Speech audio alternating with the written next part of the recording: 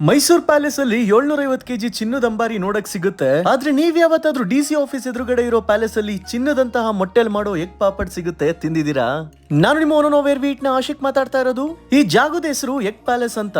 ಸುಮಾರು 44 ವರ್ಷದಿಂದ ಮೊಟ್ಟೆಗಳ ಸಾಮ್ರಾಜ್ಯ ಕಟ್ಟಿ ಆಳ್ತಾ ಇದ್ದಾರೆ. ಇದರ ಸಂಸ್ಥಾಪಕರು ಅಪ್ಪಣ್ಣ ಸರ್ ಅಂತ, ಅಂದ್ರೆ ಈಗಿನ ಓನರ್ ನ ಅಪ್ಪ ತೀರ್ಕೊಂಡಾದ್ಮೇಲೆ ಅವರ ಮಕ್ಕಳು ಗಿರೀಶ್ ಪಣೀಶ್ ಅವರು ನಡೆಸ್ಕೊಂಡು ಬಂದಿದ್ದಾರೆ.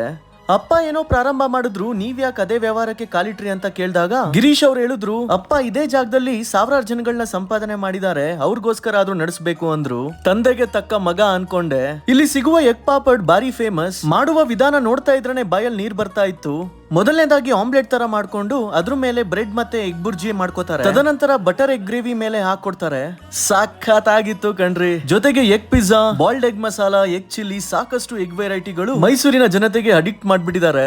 ತಿಂದ್ಮೇಲೆ ನಮ್ಗಂತೂ ಕೂಳೆ ಅನಿಸ್ತು ಗುರು. ನೀವೇನಾದ್ರೂ ಮೈಸೂರ್ ಕಡೆ